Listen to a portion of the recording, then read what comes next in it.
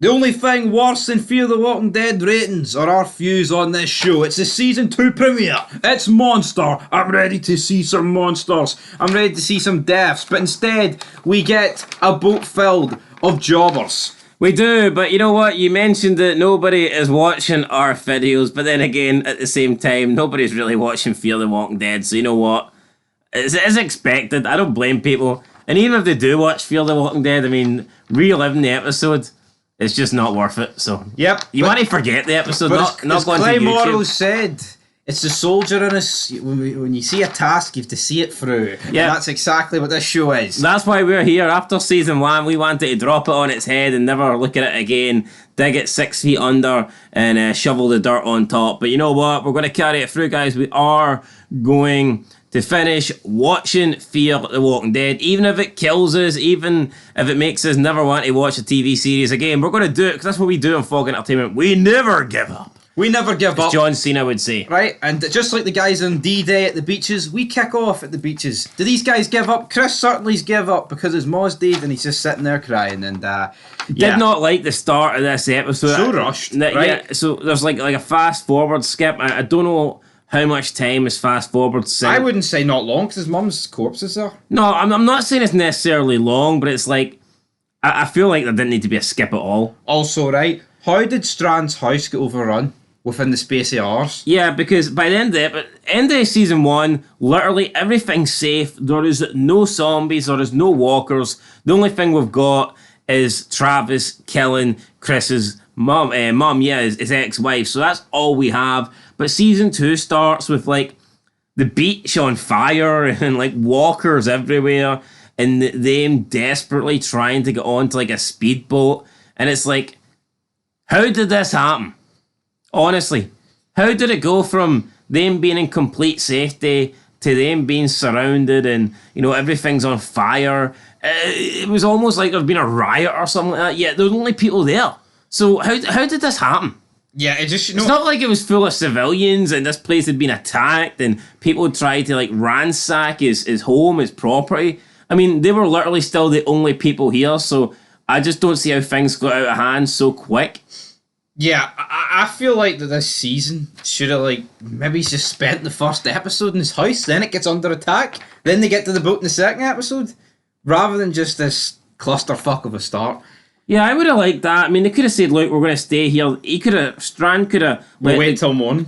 Well, first of all, I don't think he was really going to take them on the boat to begin with, was he? But, I mean, he could have been like... It seemed pretty fucking... He could have been like... didn't Because he was more willing to let them stay in his house because he's like, I'm leaving here. But he could have said, yeah, you know what, you can stay here tonight or whatever. And then maybe that night they could have had some sort of invasion and the whole thing could have been the gunshot brought the walkers. But we don't get to see anything good. We don't get to see how any of this happened, how the walkers managed to, you know, gang up on them and close in on them on the beach. Oh, and how the terror started. All we get is the episode starts and half of them are already out in the sea on the boat and the other half's trying to get on the boat and it's like... Literally, right, this produces a decent walker kill with the propeller of the dinghy, but that's about it, right? There's nothing else to say about this scene, just rushed garbage. The military as well in the background are like blowing up Los Angeles, but it's not exactly landing on the beach, so we can't even say that, guys. But we're on the boat. It's the next day that we've had our intro. What a disappointing way though to actually say goodbye to the city. Yeah, literally, you say goodbye off screen. I know, honestly. This show messed up because we said in Walking Dead, The Walking Dead, we didn't get to see the downfall of the cities, etc., and the population because Rick was in a coma and we basically didn't get to see it. Fear the Walking Dead had the opportunity to put that right and they didn't. How much better would it have been if season 1 could have been like a group of survivors fighting their way through the city and losing people like each episode? But what did we get? A big fucking crock of shite. You know what? They actually season 2 is literally a carbon copy of The Walking Dead. It's mad, right? Only instead of it being on a farm, it's on a boat. But see season 1, right? You could have got all these like big actors in that only might have been in like 2 episodes. But what did they get? Shite. Yeah, because it's not like Fear the Walking... Like season 8, yeah, you can't get anybody big. But in season 1, I mean, with the success of The Walking Dead, I'm sure you could have got some big names to come in and do a cameo, a one-off episode. That didn't happen. So Yeah, literally, even like people that were going to be in The Walking Dead later down the line, like this could have been like where they started, LA or something. But we got nothing, right? Strand tells the group that this boat has enough fuel to last 3,000 miles, and potentially more if they don't overwhelm the engine. Travis then goes to check on Chris, but then he locks the door because he's a sobbing wee bastard. And his mum's just died, right? We kind of get that. He's upset. So nothing else really. But right, there's a boat that's got about 20 passengers on it, and they want rescued. Madison and like Travis start begging Strand to help them. Hold on here, but Strand's made it to be a bad. He let these guys on the boat. Why should he pull for fucking 20 people? They don't have enough supplies for 20 people. And even if he did, how quickly would your supplies dwindle? And also, wait, 20 people extra on a boat. I mean, the boat is quite big, but you've got to factor stuff like that in. Boat would waste more fuel. Plus, again, can you trust everybody? Exactly. Travis then eventually agrees if that you're taking 20 people, and there's a good chance that at least one of those 20 is a bad person. Exactly. We hear on the radio, the Coast Guard announces that they cannot rescue anyone by sea, land, or air. Jesus Christ, spit out, man. Nothing's happening. But Nick is then told by Strand that he doesn't have a backup plan if San Diego is a bust. But that's bullshit. Because we know for a fact that Mexico is a plan too. So is he lying to Nick? Mexico. Anyway, he's lying. See Nick, right? Stealing methadone off a dying old man, and he didn't even finish last on our ranking season 1 character That's list. pretty poor. But I tell you what was also poor this episode, not a lot happens. They end up having like a mini funeral, I guess, for what's her name? Lisa. Aye. I think Lisa's short. I don't think her real name is Well, Lisa. it says on the Wikipedia page Lisa.